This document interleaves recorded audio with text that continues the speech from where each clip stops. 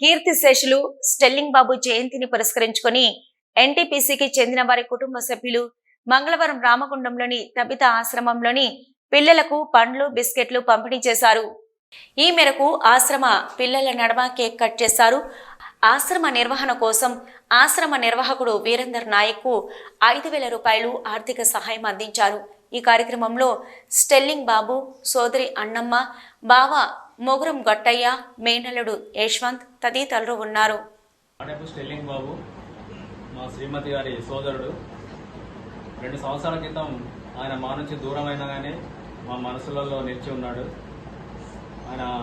ఈరోజు ఆయన పుట్టినరోజు సందర్భాన్ని పురస్కరించుకొని కవిత ఆశ్రమంకి వచ్చి పిల్లలందరి మధ్యన ఆయన పుట్టినరోజును జరుపుకొని పిల్లలతో ఆనందంగా గడిపి పిల్లల ఆనందాన్ని ఆయనకి చేరే విధంగా మనస్ఫూర్తిగా మేము కోరుకుంటున్నాం.